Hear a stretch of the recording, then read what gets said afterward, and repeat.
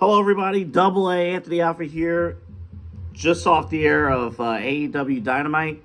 Things I like, things I didn't like. Let's get right into it. Let's talk about the main event, what everybody was talking about coming into today, what everybody was excited about, and the thing that closed today's show, and that is Ricochet versus Mark Briscoe. We are starting there.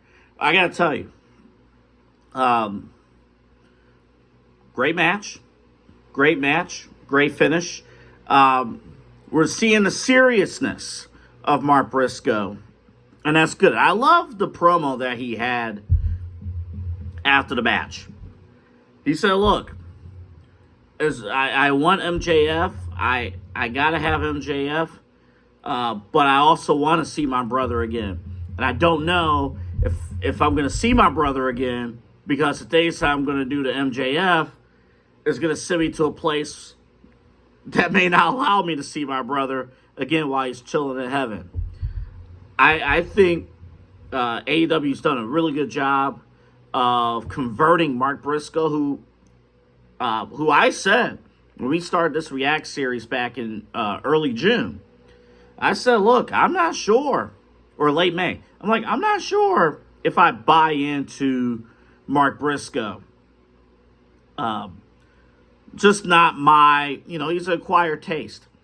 But you know what? I get it, and I love the progression from him going from comedy to using MJF to unlock the seriousness of his character that's needed. Now, I do think AEW, the way the stories are forming across the board on the shows, Forbidden Door is coming at a bad time, because I think there's a lot of pretty decent stories that's going on at AEW that will probably have to come to a halt because they have to fulfill their Forbidden Door obligations. But Mark Briscoe getting a win over Ricochet. Ricochet, his character is extremely annoying and almost channel-changing annoyance. His character is not just unlikable, it's unwatchable. But he still delivers in the ring. He sells his behind off. He's this generation's Dolph Ziggler from that standpoint. And his assignment tonight was to make Mark Briscoe look good. He did just that. And then, of course, the closing angle. I do like the detail, though, of... Let's assume that the video up at the screen is not live. It's pre-taped. I'm actually not throwing shade. I actually like that. It's like MJF had a message, put it up there. You think I was going to come out there? And then, of course, the swerve at the end, MJF was out there. Now, I'm trying to explain. I'm trying to get behind the thought process of why the main event of AEW All In, the rematch. I'm really trying to give Tony Khan and AEW benefit of the doubt of the placement of said main event. The logical thing is, well, you needed the match to happen so then Hangman can have the final stare down or something with MJF and Mark Briscoe. Doesn't make sense to me. And I think the rest of this video, listen. Hangman and Mox, the match, really good, exciting, really good stuff. I just can't imagine spending money on pay-per-view to watch these two compete, and then mere weeks later, they have the rematch for the biggest prize in the middle of the show after Jon Moxley had that title held hostage for 9 months, 10 months. And in order to advance an angle where Hangman's presence was not needed at the end of the show, it blows my mind why this match, because I used the logic on the show, on the main show last week before the power went out, that the last time we saw a major, like, WWE had a WrestleMania main event, John Cena and Shawn Michaels on Raw. It was in London. Back when Raw started at 9 o'clock, they started the match at 10 o'clock and ended up going for the full hour. This match, they promoted it, main event, Moxley and Hangman. They come out for their entrances at like 8:50 in the East. The match has one side-by-side commercial. The announcers are pimping as well. They're saying, hey, no more commercial breaks the rest of the way. This is our last, I think I heard it correctly, this is our last scheduled match of the night. Maybe I misheard it, but I'm pretty sure that's what they said. I have to go back to the DVR and listen. I distinctly heard them saying on commentary, this is our last scheduled match. So I'm, as a fan, positioning myself to, okay, we're gonna go to distance here with this show, with this match. We're gonna go to distance. Everyone's banned from ringside, and then nobody's banned from ringside. I know the security was out there, did the thing.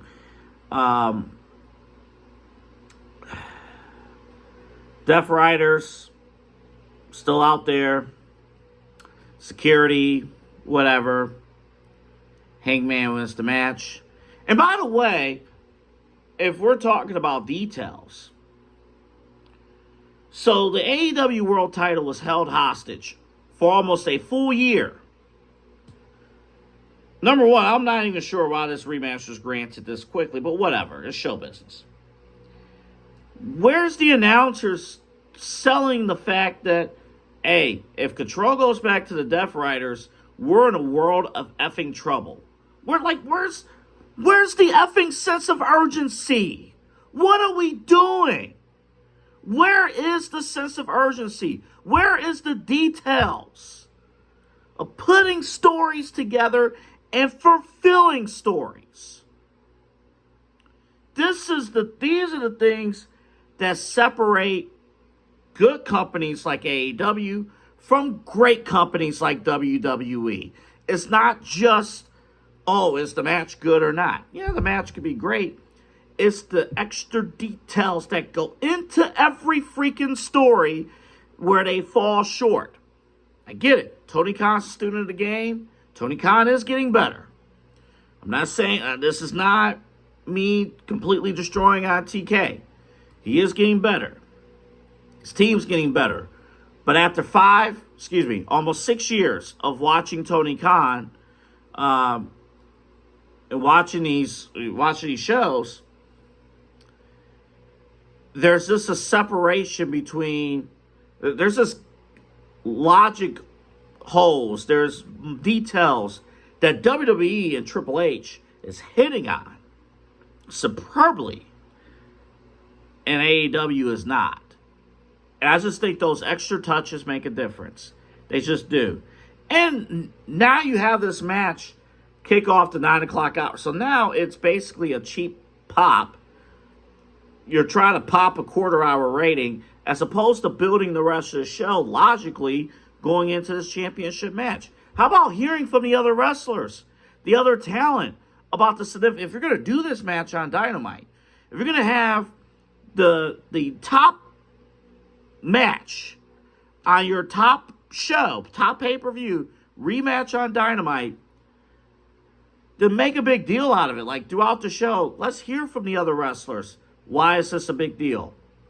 Why should Hangman, we need Hangman to retain. We need Hangman to retain. Why don't we hear from the Deaf Riders, about, banned from ringside and how professional wrestling can be better? Nothing. Just let's roll the match out. Let's just roll it out there. It's like the NFL saying, hey, we have a major matchup between the Bills and Chiefs. Everybody's going to watch Patrick Mahomes and Josh Allen. Let's put them on at 1 o'clock against 7 other regional games. And maybe 10% of the country can watch on Red Zone, as opposed to 425, Jim Nantz, Tony Romo on CBS in front of the entire country, or Sunday Night Football. No, let's just put it at 1 o'clock. Let's just put it on at 1 o'clock. Or no, let's put it on at 9:30 on NFL Network. That's what these idiots did today. They took a hot feud, a story in their world, a story that honestly lasted almost a year, and said, here you go, suckers. Here is the rematch. And by the way, for those who paid money to see the match the first time, yeah, good luck. Thank you for the money. Go show me the money. By the way, the rest of the first hour sucked. I mean, now, I did find it cute, the whole Young Bucks, the jobber entrance, and then the graphic at the bottom. I will admit that was pretty cool, pretty funny. Talent name. That was fun. The Young Bucks, I forgot which one, but completely missed their finisher against the team they were facing, and then won the match. So, yeah, a finisher that doesn't connect leads to the finish. Cool.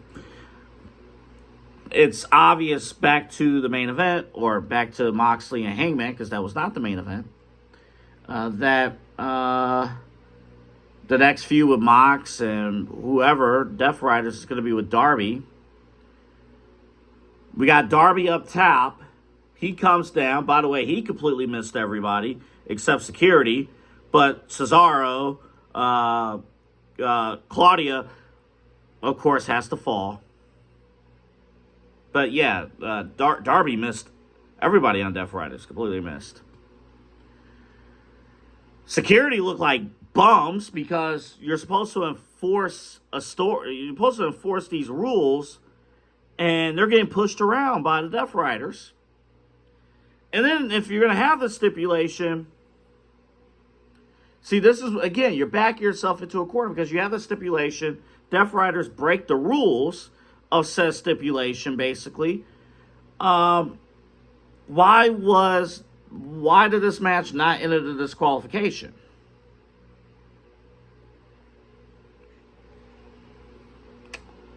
And then, because you placed it in the middle of the freaking show, we don't have any other supposed advertised matches.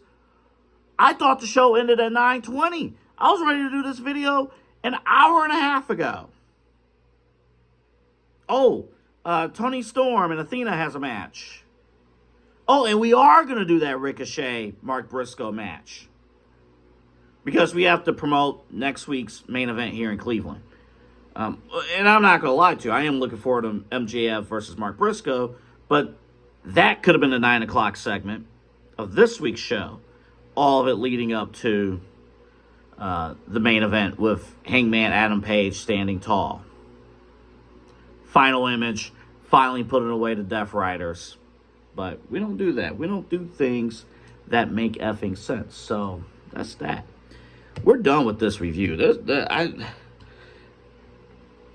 One step forward, 5 steps back. That's AEW in a nutshell. And that's been their story for the existence of their company. And then some are going to come on and say, well, you don't enjoy the product. I want to enjoy it. I want to. I think the matches are great for the most part. I'm not turning the television off from watching these stories, but we're not doing things that make sense. And that's why they can't grow an audience. It's frustrating because when you point things out that are obvious, people get up in arms. W Energy. A lot of energy because I had W Energy. Got to load it up. In fact, did 2 videos today. Did the AEW video and watched the first 2 episodes of WWE Unreal. Great show. You can see that review as well. W Energy. Multiple flavors. In fact, you start with the sample pack. Try it out for yourself. All you need is 8 to 12 ounces of water. Get bottled water. I like spring water. Get it, whatever. Fill it up with a pack. Mix it. You're good to go. Energy drinks that don't kill your body. W Energy. Go to w.gg and type in the promo code SHWP10 to get 10% off of your order. We got the main show coming up Friday.